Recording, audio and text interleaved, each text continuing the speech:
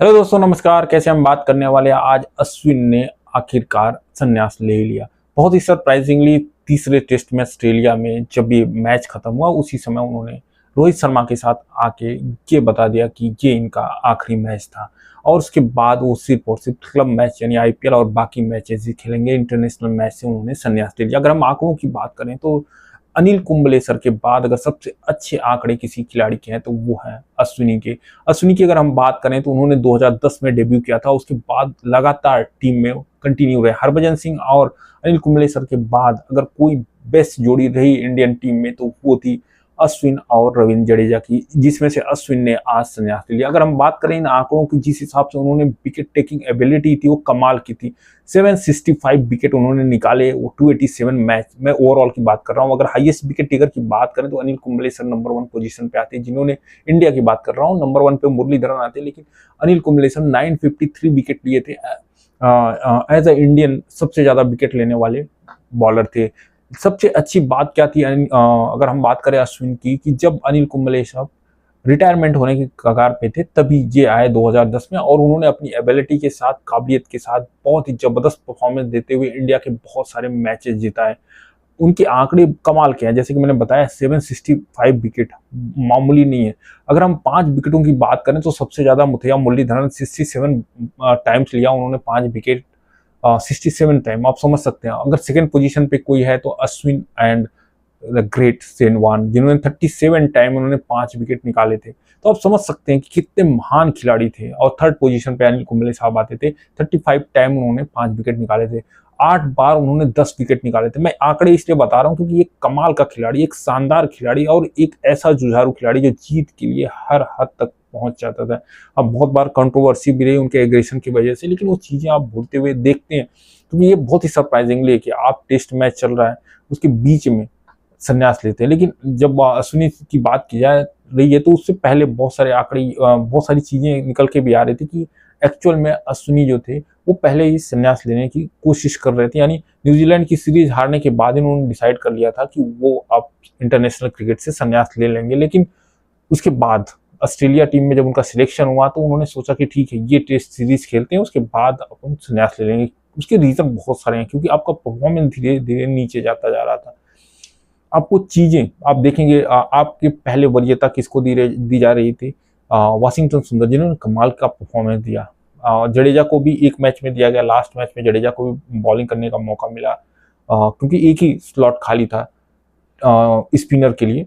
आप समझिए, पहले में वाशिंगटन सुंदर जिन्होंने कमाल का परफॉर्मेंस किया, हालांकि विकेट ने नहीं ले पाया। दूसरे की अगर हम बात करें तो उसमें अश्विन को, और तीसरे मैच में जो आज खेला गया, आज लास्ट दिन था, वहां पे रविंद्र जडेजा को मौका मिला। अगर हम आंकड़ों की बात करें, क्योंकि आंकड़े बहुत जरूरी होते हैं बताने, क्योंकि आप आंकड़ों के ही माध्यम से समझ पाते हैं कि कौन खिलाड़ी कितना महान रहा है। 2010 से लेके अभी तक 14 सालों का जो जर्नी रहा है, कमाल का परफॉर्मेंस, जैसे कि मैंने बताया 765 विकेट थे। अगर हम टेस्ट की बात करें तो 106 मैच इन्होंने खेला और 537 विकेट निकाले हैं, जिसमें इन्होंने रन भी बनाया है। सबसे बड़ी बात थी कि टेस्ट में इन्होंने जबरदस्त परफॉर्मेंस दिया, 6 शतक लगाए। आप समझ सकते हैं कि बड़े बड़े खिलाड़ी भी 6 शतक नहीं लगा पाते, लेकिन अश्विन ने 6 शतक भी लगाए और 14 अर्धशतक लगाए। एक अर्धशतक उनका वनडे में भी है। हालांकि वनडे में बहुत अपॉर्चुनिटी नहीं मिलती, लेकिन जब जब पिच ऐसी थी जहां पे बाकी बल्लेबाज नहीं खेल पाते थे, अश्विन ने कमाल का परफॉर्मेंस दिया। आप समझिए, एज अ बॉलर जब 6 विकेट कोई लेता है तो समझ से परे रहता है। जब हम इनकी कंपैरिजन करेंगे किसी भी खिलाड़ी से तो एज अ बॉलर इनकी प्रायोरिटी पहले थी कि एज अ बॉलर थे, उसके बाद बैटिंग करते थे। लेकिन आप वाशिंगटन सुंदर की बात करेंगे तो उनकी बैटिंग अच्छी है, बॉलिंग की बनस्पत वही सेम सिचुएशन आती है रविंद्र जडेजा की। हालांकि रविंद्र जडेजा आप प्योर ऑलराउंडर और बॉलर हैं, हो सकता है मोस्ट प्रोबेबली वो भी एक आध साल में संन्यास ले सकते हैं। अगर हम आंकड़ों की बात करें, जैसे मैंने टेस्ट का बताया, 166 मैच खेले, 537 विकेट निकाले और 3000 से ऊपर रन बनाए, 3500 रन बनाए। वनडे की बात करें तो 116 मैच इन्होंने खेला हुआ, जिसमें 156 विकेट है। हालांकि वनडे में उनको उतना मौका नहीं मिला क्योंकि उस समय कुलदीप और चहल की जोड़ी बहुत अच्छी चल रही थी, और 156 विकेट के साथ साथ 707 रन भी बनाए। T20 में 65 मैच खेले, 72 विकेट निकाले और 184 रन बनाए। कमाल के आंकड़े हैं, क्योंकि बहुत बार मैं ये बताना चाहता हूँ, क्योंकि आंकड़े तब शानदार और हो जाते हैं जब आप बड़ी टीम के खिलाफ बनाते हैं स्कोर। बड़ी टीम के खिलाफ जब आप रन बनाते हैं, जब बड़ी टीम के खिलाफ आप विकेट लेते हैं। अगर अश्विनी के कैरियर की बात करें किस देश के खिलाफ कितना विकेट निकाला, तो इंग्लैंड के खिलाफ 53 मैच इन्होंने खेले और 150 विकेट, कमाल के आंकड़े। ऑस्ट्रेलिया जो सबसे टफ टीम मानी जाती है, 50 मैच खेले, 146 विकेट इन्होंने निकाले। उसके बाद Sri Lanka 38 match 108 wicket, West Indies 39 match 103 और न्यूजीलैंड 26 91। मतलब आप समझ सकते हैं कितने शानदार आंकड़े हैं उनके। किस देश में अश्विन ने कितना विकेट लिया, ये बहुत इंपॉर्टेंट होता है, क्योंकि अगर कंपैरिजन किया जाए दूसरे देशों से तो इंडियन पिच ऐसी बनती है, या एशिया की पिच की बात हम करें तो ऐसी पिच बनती है जहां पे स्पिनरों को मदद मिलती है। तो अगर बात करें भारत में 131 मैच खेले, 131 मैच खेले, जहां उन्होंने 475 विकेट लिया, मतलब 70% विकेट उन्होंने यहाँ से निकाला। ऑस्ट्रेलिया में 38 मैच खेले उन्होंने 71। उसके बाद सबसे विदेशी धरती पे सबसे अच्छा अगर अश्विन का परफॉर्मेंस है तो ऑस्ट्रेलिया में थर्ड पे आते हैं 16 मैचों में 49, श्रीलंका और बांग्लादेश 23 47 और वेस्ट इंडीज 21 मैच खेल के 47 विकेट निकाला इन्होंने। और बहुत सारे ऐसे आंकड़े हैं जिनका जिक्र किए बिना रह नहीं सकते। आज जब संन्यास लेने का बात हो रहा था तो आप देखे होंगे वो वीडियो भी वायरल हो रही थी, जब विराट कोहली उनसे गले मिलते हैं और वो रोने लगते हैं। बहुत इमोशनल चीज होता है, क्योंकि आप एक खिलाड़ी ऐसे खिलाड़ी को देखते हुए आ रहे हैं 14 साल, बहुत सारी चीजें आप भूल भी गए होंगे वर्ल्ड कप के बाद से जो चीजें आई। आप महेंद्र सिंह धोनी जैसा खिलाड़ी गए, सचिन तेंदुलकर जैसे खिलाड़ी संन्यास लिया, बहुत सारे खिलाड़ियों ने संन्यास लिया। उसमें से एक ऐसा खिलाड़ी जो टीम के साथ रेगुलर रहा, जो टीम के लिए 100% अपना देता रहा, लेकिन हाल फिलहाल में उनके परफॉर्मेंस उतने अच्छे नहीं थे।